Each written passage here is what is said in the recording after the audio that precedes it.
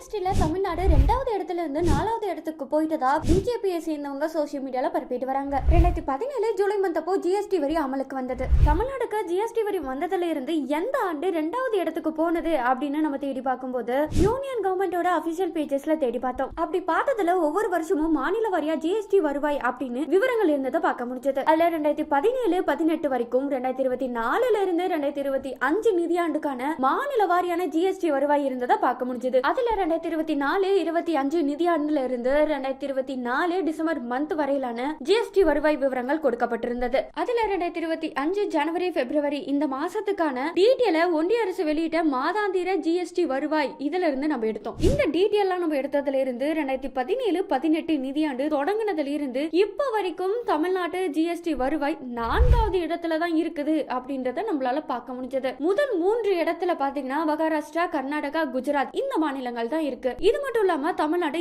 எந்த பொருளாதார அடிப்படையில 2வது இடத்துல இருக்குன்னு தேடி பார்க்கும்போது மொத்த உள்நாட்டு உற்பத்தியில தான் 2வது இடத்துல இருக்குது. மகாராஷ்டிரா மாநிலம் முதல் இடத்துல இருக்கு. இப்படிதான் மொத்த உள்நாட்டு வரி உற்பத்தியும் ஜிஎஸ்டி வரியும் குழப்பிக்கிட்டு தமிழ்நாடு ஜிஎஸ்டி வரியில 2வது இடத்துல இருந்து 4வது இடத்துக்கு பின்னடைஞ்சதா சொல்லி தப்பா பரப்புறாங்க. நீங்க உண்மையை தெரிஞ்சுக்க யூடியூப்ல சப்ஸ்கிரைப் பண்ணுங்க.